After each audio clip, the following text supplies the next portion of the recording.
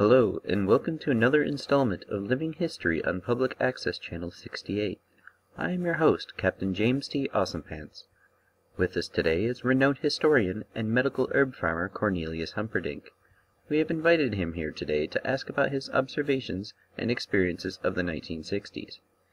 We apologize for the poor audio from Mr. Humperdinck's microphone.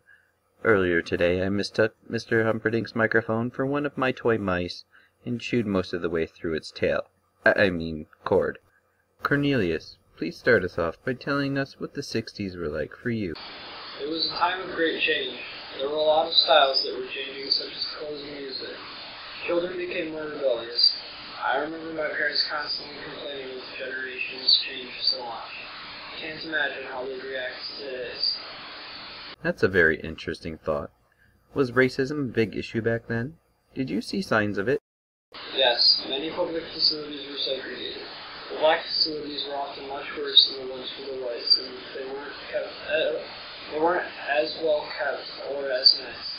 Many blacks were treated very poorly and didn't get the same opportunities as whites, especially when it came to things such as schooling and employment. What were your thoughts on civil rights? I thought more laws were needed to be put in place to protect the rights of the minorities. I thought men like Dr. King had many great points when speaking.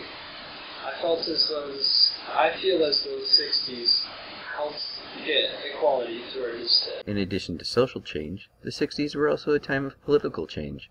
Did you like Nixon or Kennedy? Kennedy was a good-looking guy who made a lot of plans for change.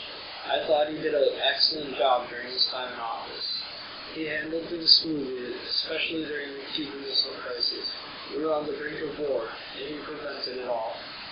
The assassination of John F. Kennedy is one of the most memorable and talked about events from the 60s. It is also the subject of conspiracy theories, including speculation of involvement of a second shooter. Where were you during the Kennedy assassination? I was at a restaurant with my friend. Somebody came rushing in, yelling the president's been shot. Turn on the TV. Sure enough, there it was, right in the parade. It was crazy to think that something like that would just happen out of the blue. I'd love to know the assassin's thought process when it happened, and why. The Cold War was on the minds of a lot of people. Did it affect your everyday life? The Cold War put many people in fear. Many people's fears were heightened by the Cuban Missile Crisis.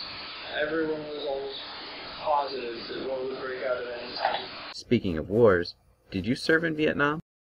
No, I was one of the lucky few who didn't get drafted. Many of my friends and family were drafted, though. It was tough times for everyone. Many people I knew lost their lives in the war. Many people thought of it as pointless and a waste of time. Others saw it as saving democracy. If the Cold War had escalated into attacks on the United States from the Soviet Union, did you have a planned place to hide?